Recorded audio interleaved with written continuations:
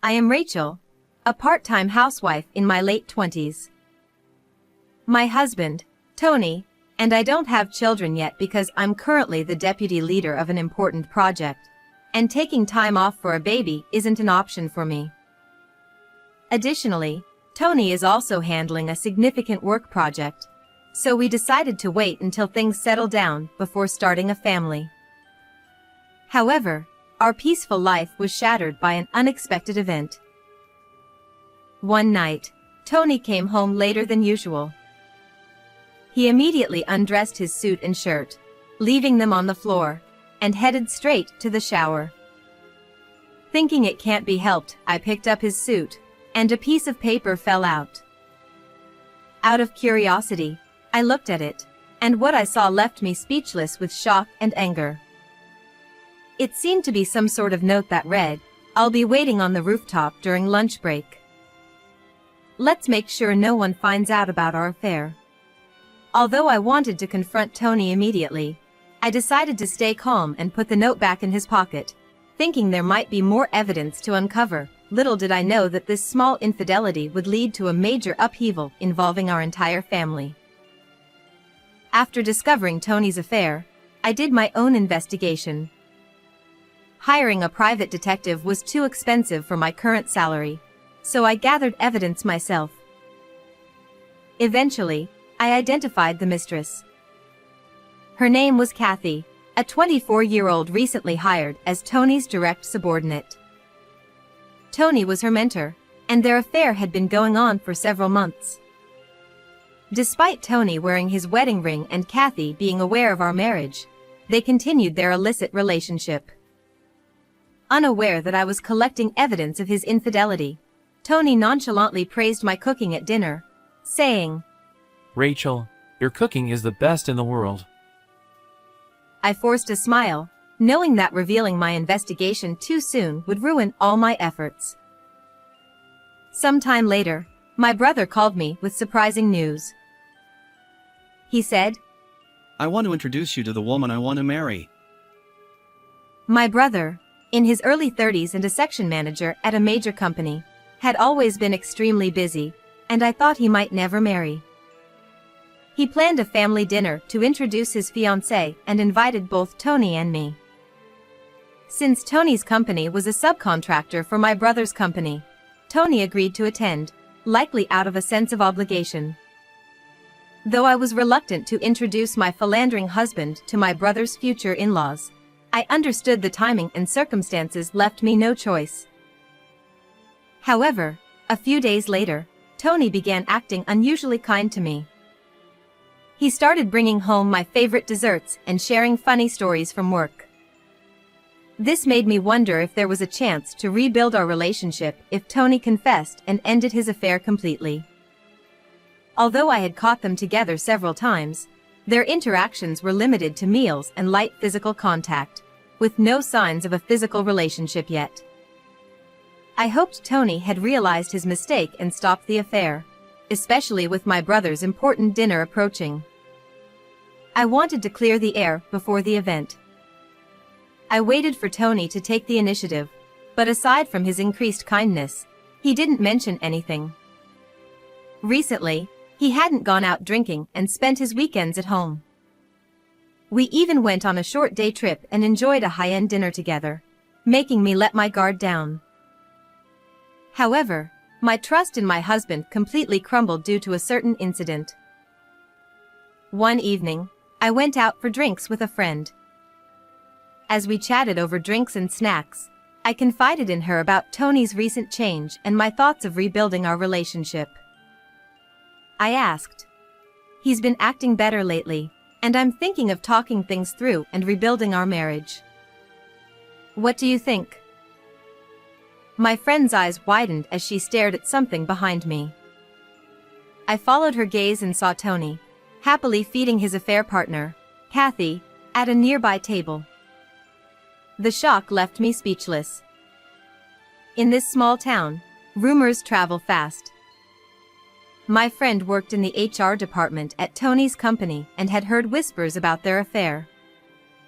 However, she hadn't seen them together recently, and since Tony had been coming home early for my sake, she thought the rumors were just that, rumors. Seeing them together, though, left both of us at a loss for words. Snapping back to reality, my friend stood up, paid the bill, and dragged me outside. The winter air stung my cheeks as I finally comprehended the reality of what I had just witnessed.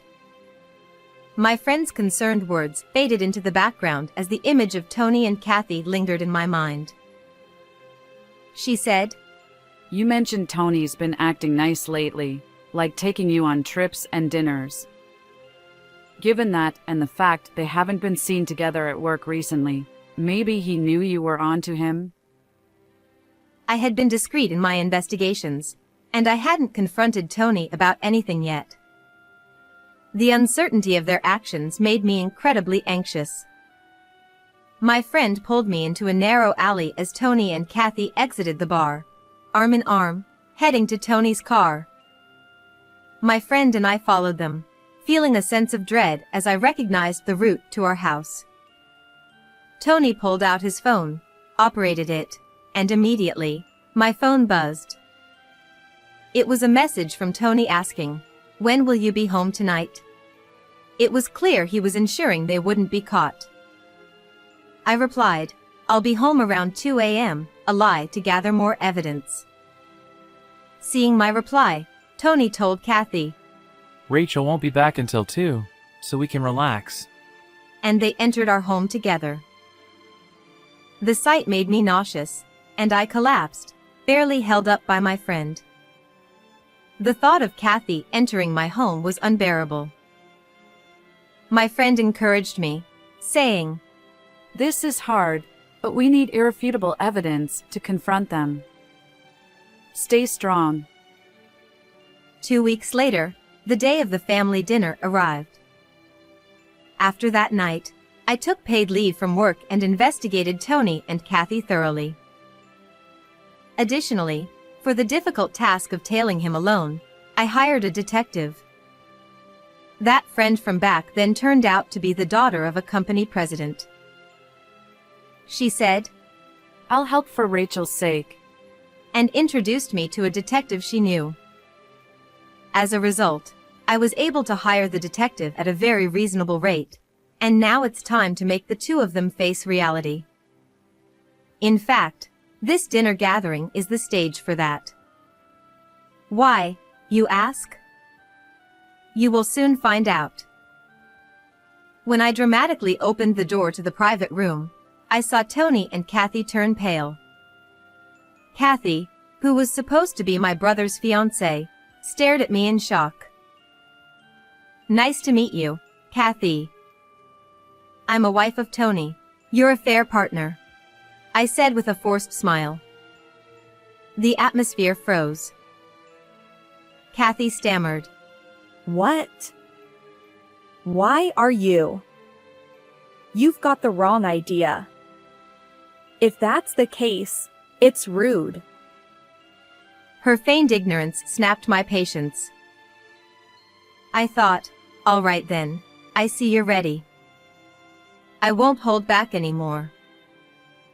Stop pretending, I said, spreading photos of their affair on the table. Tony panicked, scrambling to gather the photos, while Kathy looked aghast. Kathy tried to defend herself. This is the engagement announcement dinner. This is inappropriate. She shouted with her eyes wide open. However, that doesn't matter.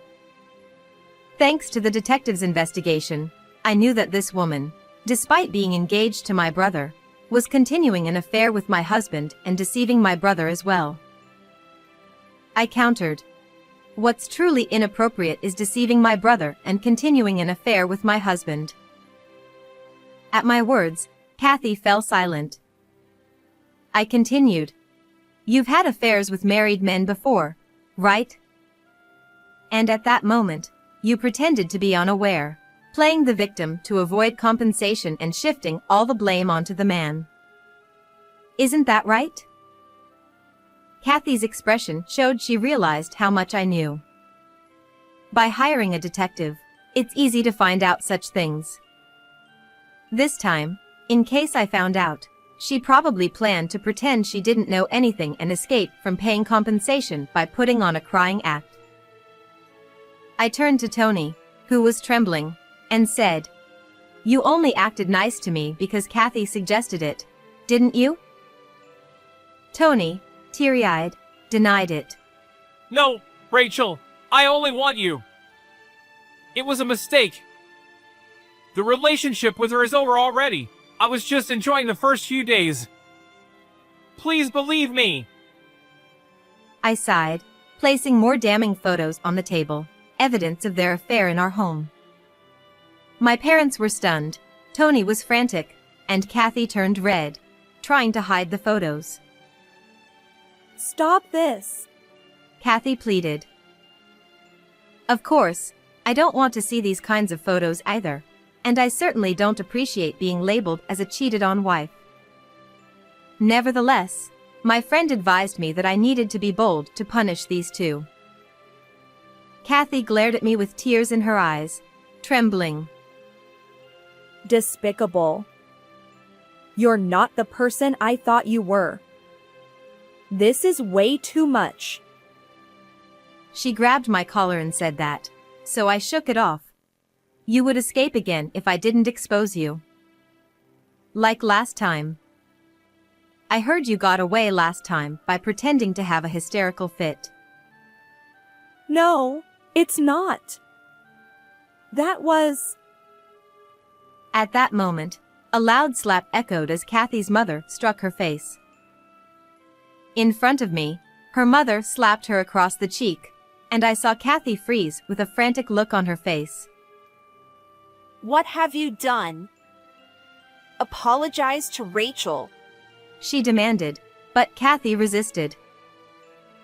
Her father grabbed Kathy's head to force to bow, and he also bowed deeply, said, I apologize sincerely for the terrible disrespect shown by my daughter. Please consider breaking off the engagement.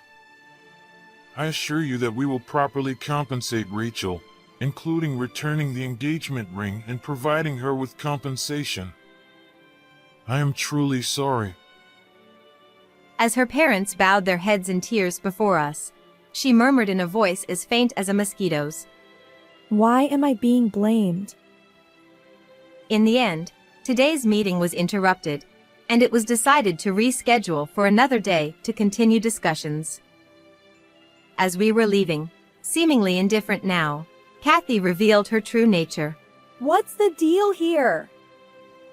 Demanding compensation just because of a little fun. It's absurd.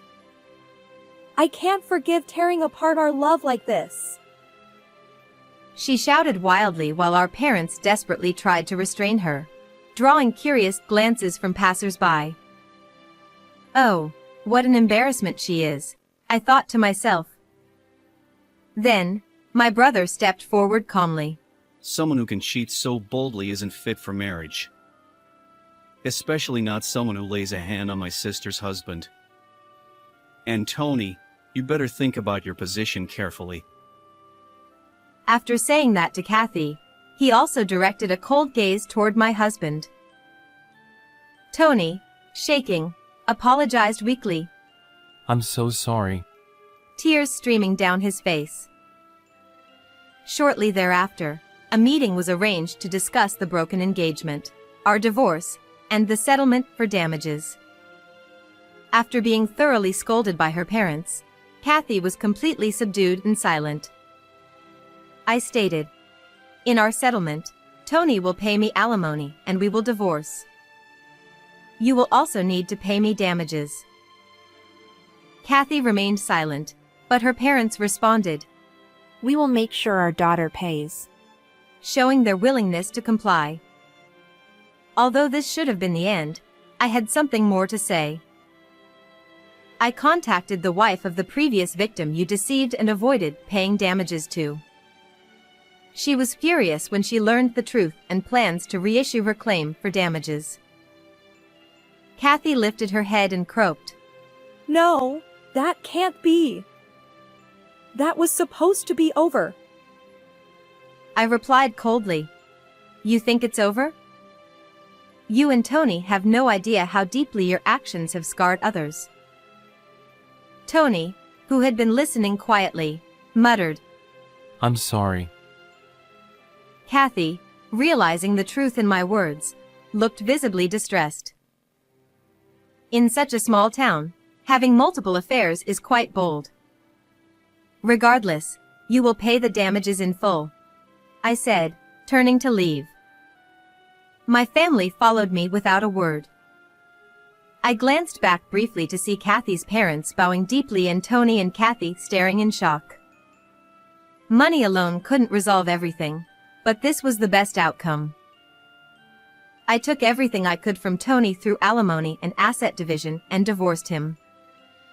Their affair became known at work, leading to their transfer to different departments.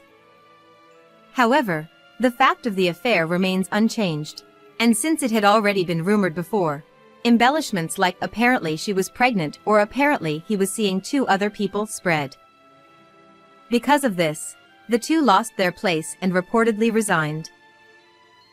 Later, I heard that Tony, desperate for money, was arrested for fraud.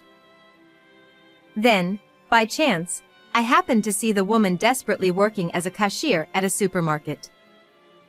She looked completely different from her previous glamorous appearance, with a haggard and dark expression, being yelled at by her boss. This is the fate of the 2 who had an affair, but it's a case of reaping what they sowed. As for me, I apologized to my brother for ruining his engagement. But he said, I'm glad I didn't marry someone with such secrets. And comforted me. My parents reassured me that I had done the right thing, which brought me to tears. My friend, who had introduced the detective, joined me for a celebratory night out. I had feared judgment from my family for my actions, but instead, I felt supported and validated. Moving forward, I will continue to cherish those around me. To everyone watching, thank you for staying with me until the end. I love and appreciate you all. How did you find today's story? Don't forget to subscribe to the channel. See you in the next video. Back in my student days, he was the soccer team star player and quite popular. What are you doing? Stop it. Stop. I protested as my husband forcibly shoved me into the car trunk. Despite my surprise and desperate resistance, he didn't relent. With a cold gaze, he closed the trunk. No. Let me out. My screams fell on deaf ears, and the car started moving. About an hour later, as the car came to a sudden stop, I heard a metallic crunching sound. Fear gripped me. What was that noise? Eventually, I realized it was the sound of the car being crushed. At that moment, I braced myself for the end. My childhood dream was to become a superhero. At 25, I became a lawyer and enjoyed fulfilling days. Noah, my high school classmate, and I got married when we were 29. I secretly admired him, but he went on to become a professional soccer player, and we drifted apart. At our class reunion, Noah confessed. I used to like you, Sophia. And we started dating. It felt like a dream. At that time, we were both 26. Despite retiring due to injury, Noah remained resilient.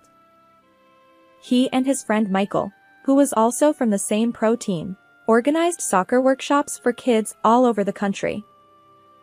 Thanks to his fame as a player, the workshops were always fully booked. Noah's dream was to have his own soccer field and nurture future professional players there. I wanted to support him wholeheartedly. Count me in. Whatever I can do to help. He smiled and replied. Having a capable lawyer on my side is reassuring. The shadow fell over our once blissful life about a year into our marriage. It all started when I casually looked into Noah's company's financials. The company he co-founded with Michael was struggling due to understaffing, so I intended to help by examining the books. What I found raised suspicions. Noah's company raised funds from sponsors and personal fans to fulfill his dream of nurturing future professional soccer players. The balance should have been substantial, but it was clearly much lower than expected. What's this? So much unaccounted for money. Nearly half the funds are missing. I confronted Noah immediately. His face contorted in anguish as he confessed. Michael seems to have embezzled it. Apparently, Michael had retired from professional soccer around the same time Noah did due to poor performance. Yet, they remained close and worked together. Even if you're friends, embezzlement is wrong. We should report this to the police. I insisted. Noah sighed. I know, but I don't want to betray a friend. I'll talk to him and try to recover the money. But it's nearly $70,000. Yeah. Anyway, can you trust me with this? Despite my attempts to persuade him, Noah's pained expression left me unable to unilaterally involve the police. I didn't think Michael could repay the amount immediately, but I decided to trust my husband's judgment for now. However, when Noah confronted Michael about the embezzlement, Michael fled to his hometown, prompting my husband to set off in pursuit. He asked me to accompany him, citing the reassurance of having a lawyer present. Unfortunately, my work trip schedule overlapped, and I couldn't cancel due to meetings with clients. As a result, I arrived in Michael's hometown one day after my husband. Upon reaching the location specified in my husband's message, I found a desolate natural park. To my surprise, my husband wasn't there to greet me. Instead, it was Michael. What? Why are you here? Where's Noah? Despite my inquiry, he just grinned. Then, he circled behind me and suddenly tightened his grip around my throat. Ugh. At that moment of shock and pain, my mind went blank, but I quickly regained composure. You see, I've been practicing self-defense as a hobby, and it came in handy this time. After narrowly escaping Michael's grasp, I stomped on his instep with my heels several times. Then, I pushed him away as he stumbled, and I sprinted away with unwavering determination. Leaving the natural park behind, I reached a crowded city area, finally able to catch my breath. I considered going to the police immediately, but I decided to contact Noah first. Surprisingly, he was already back home. What happened? I went to the location you told me, and Michael tried to harm me. I exclaimed. Noah apologized profusely. I'm sorry for putting you in danger. I wanted to explain the situation to you and have you persuade him, but I never expected Michael to go that far. My judgment was off. Please forgive me. He then recounted the events leading up to this point. Michael denied embezzling the funds, which prompted Noah to return to the company and thoroughly investigate documents. Armed with decisive evidence, Noah planned to take it to the police. We should also file a report about the attempt on your life as well. I'm sorry, but could you return home? Wouldn't it be better to report it to the local police here? Just come back home for now. At my husband's pleading, I decided to return home for the time being. 3 hours later, just as I returned home, my husband greeted me at the front door. We need to go to the police right away. Get in the car. I placed my travel bags down and followed his instructions, heading toward our home's parking area. As I tried to get into the passenger seat, Noah, who had been inspecting the trunk, called out to me. Take a look at this. Curious, I stood beside him and peered into the trunk, wondering if it contained evidence of embezzlement. What? What are you doing? Stop. Stop. Without warning, my husband shoved me from behind, locking eyes with me coldly, and then closed the trunk. No. Please, let me out. No matter how loudly I screamed, my voice reached no one. The car started moving slowly, gradually picking up speed. About an hour later, I sensed that we had parked somewhere. Trembling with fear inside the cramped trunk, I suddenly heard a metallic crunching sound. What was that noise? My heart raced until I realized it was the sound of the car being crushed. Even with self-defense training, I couldn't possibly contend with heavy machinery. But giving up wasn't an option. Amid the chaos, I desperately thought of ways to survive. Desperate to escape the trunk, I kicked the trunk's latch area with all my might. Luckily, the lock seemed to break, creating a small gap. I forced the door open, stuck my head out, and found myself in an auto junkyard. I hurriedly escaped the trunk and leaped from the pile of awaiting scrap cars. With no one in sight, I sprinted toward what seemed like an exit.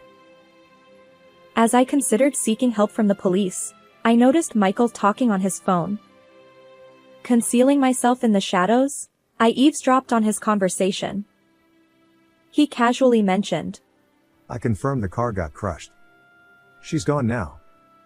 And then he blamed for my husband marrying a lawyer. It became clear, the person on the other end was Noah. My husband and Michael had conspired to eliminate me. If they discovered I was still alive, they'd surely try again.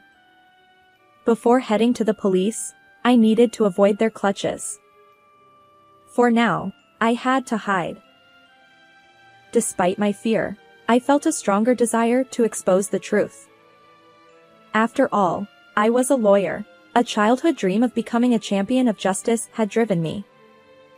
Sneaking out of the processing yard, I realized my smartphone was still in my pocket. I decided to contact my best friend, Mia. I arrived promptly at her apartment, where I recounted everything that had happened. Initially surprised, she eventually said, I suspected as much. Actually, there have been some rumors about your husband. As a TV director, Mia had access to various industry secrets. With her help, we delved into Noah's background. One by one, Noah's hidden facets emerged. Even though he was my husband, I couldn't turn a blind eye to his wrongdoing. Determined to uphold justice as a lawyer, I resolved to bring him to account. While hiding in Mia's apartment and making preparations, something caught our attention on the television screen. Sophia, watch TV. Upon hearing that, I looked at the television screen. The headline read, Beautiful Lawyer Wife Missing.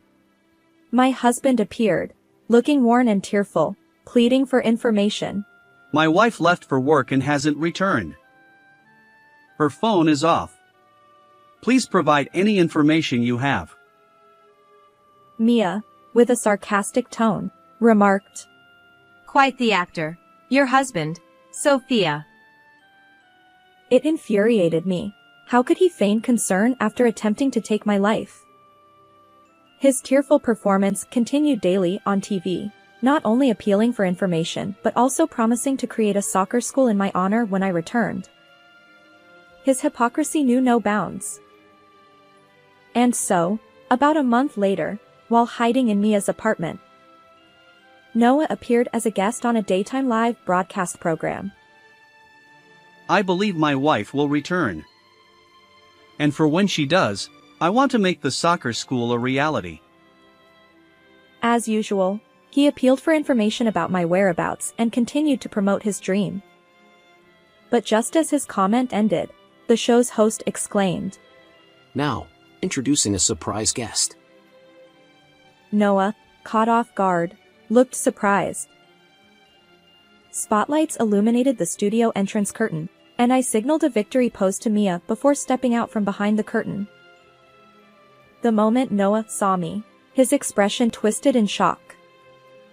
Ignoring him, the host declared, Our surprise guest is Sophia, the wife who had gone missing. Applause erupted in the studio, but Noah remained dumbfounded, staring at me. His lack of joy was evident, and the host looked suspicious. Realizing this, Noah stammered. I'm just surprised. Meanwhile, in the back of the studio, Mia nodded approvingly. Indeed, Mia was the director in charge of this program. She had informed all the show's participants about Noah's hidden side beforehand. So, naturally, the host knew everything, yet he feigned ignorance and asked me, Where have you been all this time, Sophia? I replied, I was in hiding. My life was in danger. As I answered, the celebrities present gasped dramatically, exclaiming, What? The host also remarked. That's quite an intense story. Then, he turned to Noah and asked. Were you unaware of any of this? Noah stammered, I didn't know, of course. sensing the scrutiny around him. He hurriedly approached me, his tearful face attempting to embrace me. Sophia. I'm relieved you're safe. I was worried. But I pushed his outstretched hand away. The show's host chimed in. Huh. We were expecting a heartwarming reunion, but things seem different. An empty sentiment indeed. I stepped away from my husband and addressed the camera. Today, I'm not your wife. I'm here as a lawyer. Noah stammered. What are you saying? Oh, right. I need to let everyone know my wife is safe. As he tried to leave the studio, 2 staff members blocked his escape. Amidst laughter from the audience, Noah glared at me. What's going on? I just wanted to make a phone call. Where do you intend to contact? As I smirked, he hesitated for a moment, then sulkily rattled off, speaking rapidly. Family, acquaintances, your work colleagues. I smirked. No need. This is a nationwide live broadcast. Everyone's watching. His lips tightened in frustration. The host then said, Now, introducing a certain video. And that triggered the appearance of interviews with parents of children who participated in my husband's soccer school.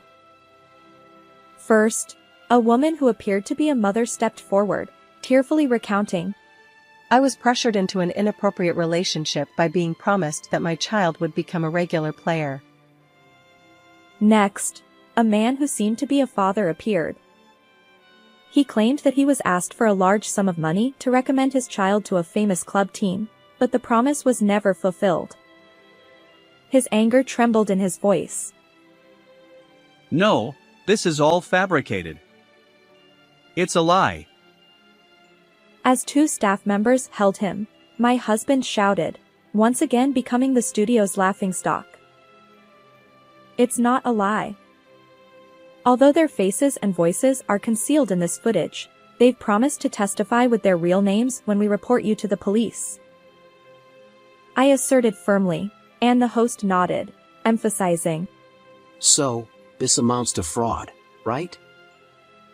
Yes. It's a serious crime. But that's not all. As I spoke, interviews with acquaintances of Michael began to play. The witness testified that my husband and Michael became obsessed with gambling, squandering most of the funds they had collected for the soccer school. Secretly recorded footage revealed them spending an entire day at the racetrack, celebrating and agonizing over horse races. Occasionally betting on horse racing isn't a big deal. As my husband sulked, the next video played. It showed them similarly engrossed in betting at cycling and boat racing tracks. While gambling itself is legal in legal betting, misusing funds collected for another purpose is a crime. I explained. The studio audience gasped as Michael's acquaintance made an even more shocking statement in the footage. Former soccer players involved in illegal soccer gambling. It's outrageous. No. Michael was the one doing it. I'm innocent. Yet Noah's defense crumbled, revealing that he was central to the gambling activities. Worse still, the losses drove them to plan becoming soccer gambling operators to recoup their losses. The intention behind wanting to open a local soccer school was to conceal their true purpose. What they truly planned was an underground soccer gambling den.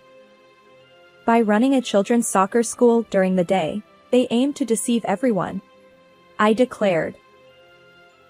No. Stop making things up. His murmured words lacked conviction, barely audible.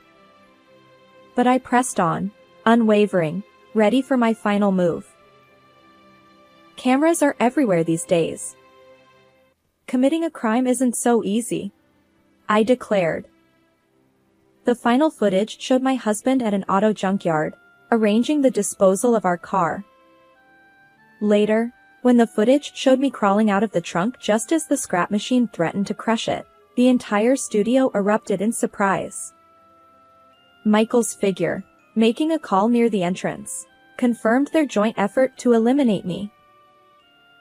As you can see, my husband and Michael attempted to crush me along with the car. I asserted. My husband, now pale, mumbled in denial. The broadcast ended, but the aftermath was intense. The news ran the story daily, and reporters hounded my husband relentlessly. Afterward, I divorced Noah and claimed $20,000 in compensation. Both he and Michael faced questioning for various crimes. When my husband's arrest was imminent, Mia and I quietly celebrated. I downed my glass in one go, and she winked at me. Next time, catch an even better man. No, for now, I'll focus on my work, upholding justice as a lawyer. Indeed, that had been my dream since childhood. How did you find this story? Don't forget to subscribe to the channel. Until next time in the next video.